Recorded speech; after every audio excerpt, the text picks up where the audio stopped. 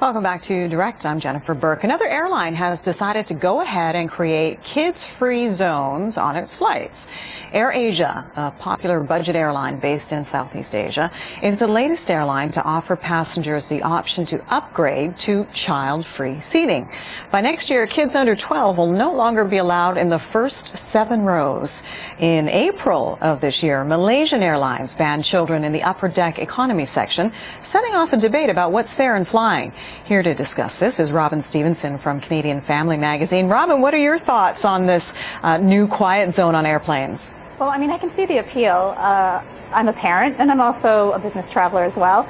But I don't think it's a kids issue. I think it's a public behavior issue. And I mean, it's up to a parent to, teach their kids to be considerate, to be prepared, to have a whole arsenal of things with them, things to color, have the iPad, have down, and there's the empty seat next to us, and then someone with a kid, maybe a screaming baby, maybe a well-behaved toddler comes, and you just, I think, out of reflex go, not here, not next to me. But it's kind of a crapshoot, really, because sometimes the child behaves, sometimes it doesn't. Would you say this is a form of discrimination against parents?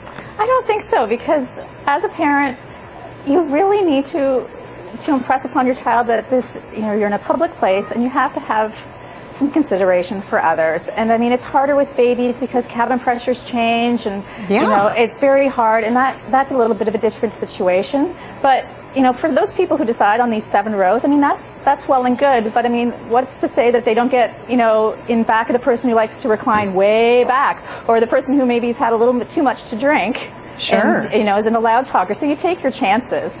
Do you think there really is an appetite for this? I mean, it reminds me of when there was smoking sections on the plane. So people, up front would smoke or wherever. But the smoke still filters back. You're still going to hear the kids screaming. Baby. Yeah. Absolutely. And one of the dads in our office made a really good point. He said, for those people that are going to be huffy or a little grumpy about sitting next to a kid, if it means they have a space to go and they're not, it could be a win-win for everybody.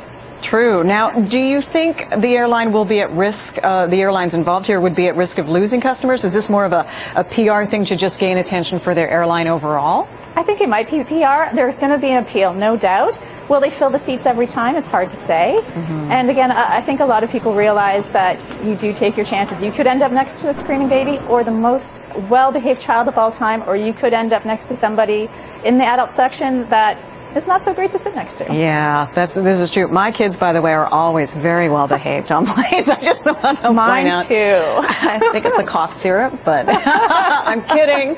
I'm totally kidding. But what kind of reaction are you getting in your office about this story?